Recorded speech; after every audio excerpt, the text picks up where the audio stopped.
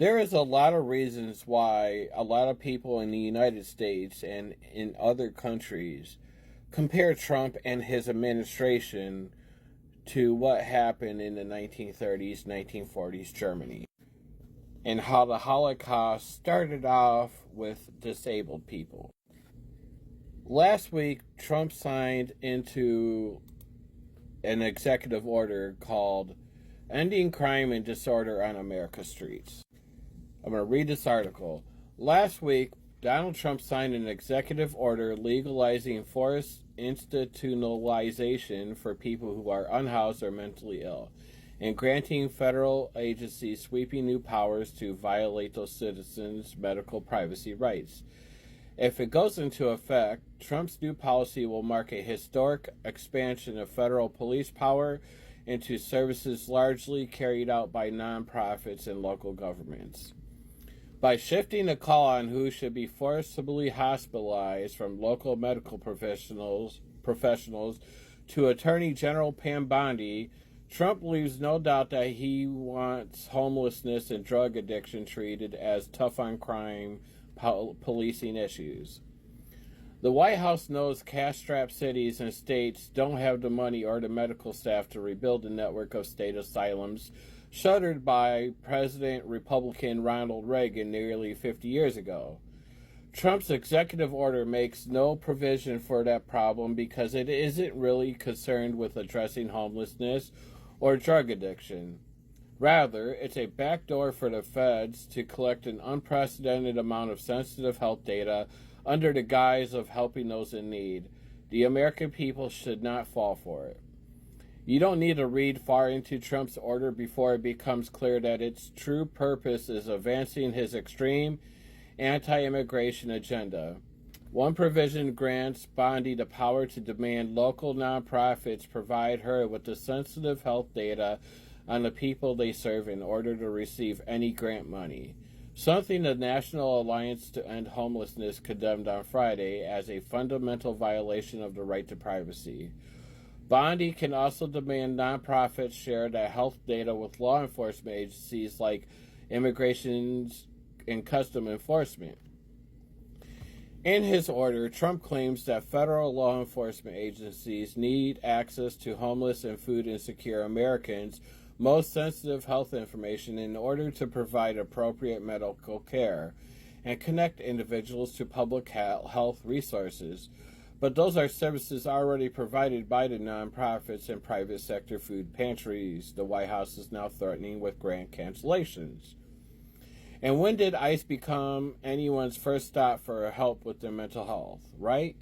I didn't know ICE helps people with their mental health, beyond me, but if Bondi puts that provision into action, nonprofits across the country will face an impossible choice between providing life-saving services and protecting the privacy of those who seek them out. Some nonprofits in Trump-targeted cities like Los Angeles, New York, Chicago will likely close due to the loss of federal funds, adding to over 10,000 nonprofit workers who have lost their jobs since January 2025. There's also the thorny question of how far into our collective privacy this health data dragnet reaches. Many of the local nonprofits that receive federal homelessness assistance grants serve other communities in addition to unhoused or drug-addicted people. Over 50 million Americans use food banks in 2023, according to Feeding America, a nationwide network of more than 200 food banks. Few of them meet the definition of homelessness. Millions are children. Under Trump's order, their health data would be scrapped up and sent to the police just the same. Things don't get any better once agents start dropping homeless people off at overfilled, understaffed mental health clinics that can't begin to care for them. Major cities like New York and Washington, D.C. suffer from the most acute lack of psychiatric bed space. Towns across rural Missouri are struggling to provide rehab services to drug users who come to local clinics seeking help. In January 2025, homeless shelters in Kentucky buckled under the surge of rural residents seeking refuge from freezing winter temperatures. Those problems will get worse now that Trump's One Big Beautiful Bill Act has brought down the budgetary acts on rural health clinics.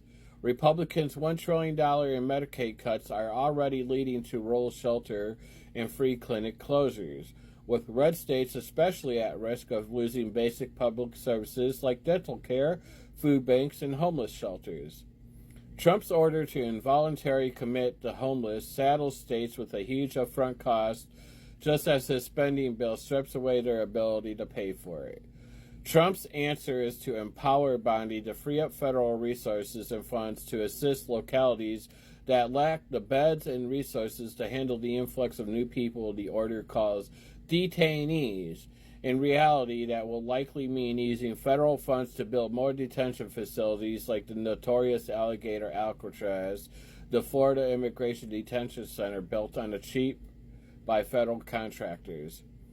If the White House is serious about enforcing this order, the number of homeless Americans in these camps could easily surpass $250,000. That's a staggering number of people held against their will without being charged with any crime, and the cost of feeding and caring for them would be a massive new expenditure in Trump's already debt-choked second term. Of course, that's the optimistic view. History has shown us that marginalized, unsympathetic detainees are rarely treated with dignity and respect. Trump's order ending crime and disorder on American streets isn't about connecting the homeless with medical services or protecting our cities from imagined disorder. It's one more step in Trump's campaign to separate Americans from their privacy rights and use their most sensitive health information against them. The White House is dividing our country into people it feels deserve to be here and those who do not, while laying the groundwork to strip away legal agency from those who are on Trump's growing list of undesirables. With Congress disabled by dysfunction and the courts hopelessly compromised, it falls to the American people themselves to resist Trump's latest authoritarian power grab.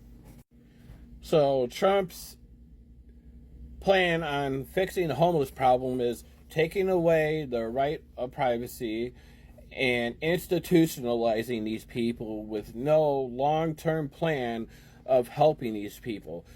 Oh, I see a problem. I'm going to pick up this person and put them in a cage and close the door.